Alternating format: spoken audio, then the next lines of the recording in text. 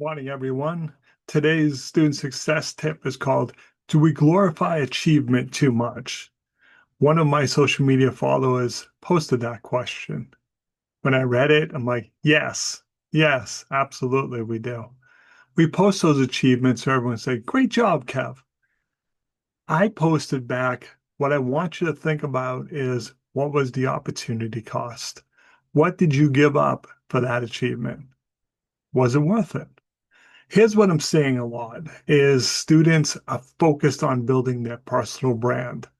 It's all about the number of impressions they have, the number of followers they have. Now, my question to you is why are you doing it? Are you hoping to become an influencer? Feasible, probability is not really that high. Are you doing it hoping you're going to get into college? Are you hoping to use it? I want you to tell me why you're doing it. I see a lot of people just doing it because everyone else is doing it. What's the ultimate goal and what did you have to give up? And again, I saw someone a couple weeks ago post, "Oh my God, I took 3 days off from not posting. My impressions crashed." I smiled and reading and go, who cares? Who cares? Why do you care? ChatGPT gave me a great example of this. We're so focused on impressions. Now, you got to understand what they are. They're showing up in my feed, but if I'm not interacting with it, is it valuable? Some brands may say yes. We want as many impressions as we can get. Here's their example. Say you own a shoe store at the mall. 10,000 people walk by, three people buy shoes. Three people bought shoes. Isn't that what matters? What if only 1,000 people walk by, but 50 of them bought shoes? We can all agree, obviously, the second one's much better. And that's where impressions are. So people, oh my God, look at how many impressions I got.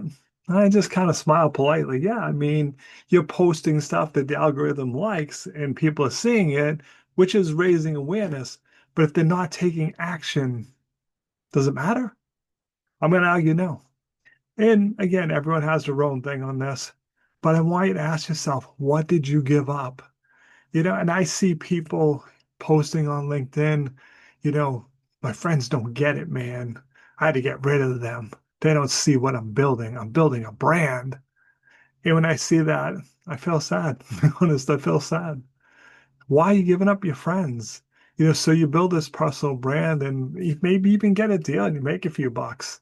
Was it worth giving up your entire summer and your friendships for? Maybe your answer is yes, absolutely, Kev. Okay, that's your call. But I'm seeing people, when they're giving up their friendships, I'm like, dude, don't do that. You're making a mistake.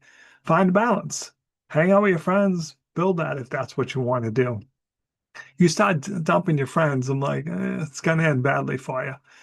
I hope when you go back to school, some of you might already be there. Hey, man, what'd you do this summer?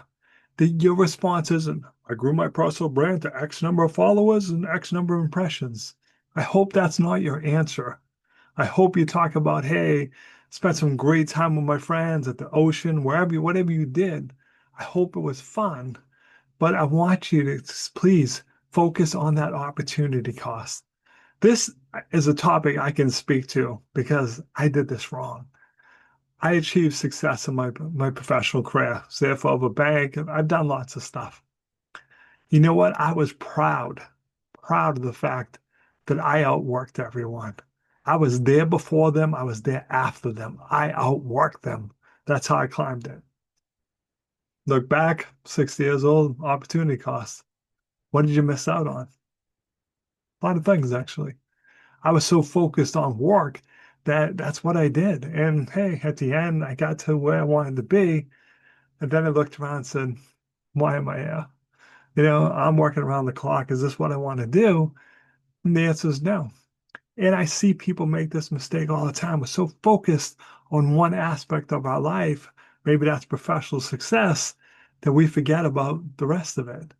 I really want you to listen to this one. Find that balance. Because, yeah, you get that professional success, but it hurt your relationships, hurt your physical, mental health. I'm so stressed out. I'm, so distressed because I'm working around the clock. Is that worth it? Maybe your answer is yes. And at the time, my answer was yes, because I wanted that, that title of, hey, I did it. I wanted that. A little bit older now, I'm looking going, it's not really what I want anymore. I built up the Professor Kev Show, doing, 15, 20 episodes a week. It's too much. I let it get out of balance. I had to push it back because I'm doing show after show and trying to get them all posted and all that. I let it get away from me. And to live by what I'm talking about here, I'm like, all right, opportunity cost is too high. Spending too much time doing morning and afternoon shows. Well, what are we going to do? Well, I have podcasts this afternoon. Is that really what I want to do with my summers? I realize the answer is no. It's not what I want to do with my. So I pulled it back. Please, if you're building that personal brand, ask yourself why. What's the end goal? Is it achievable? And what do you have to give up? Is it worth it? Now, again, when I was younger, it would have been yes, absolutely. A little bit older, no, absolutely not, and stuff. So please, please try to find a balance and don't go all in on, I'm going to build this personal brand and all this good stuff's going to happen. Is it? And again, going back to those impressions, when I see that, I'm like, yeah, whatever you're saying, the algorithm's liking and showing it to people. But if they're not taking action, are you any better off?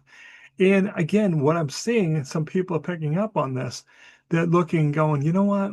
Kev's right. I'm writing to the algorithm. So it's not what I want to say anymore. It's not even my voice anymore. I know what the algorithm likes, and I'm going to keep feeding it, even though that's not the message I want to send. I have videos that do absolutely nothing.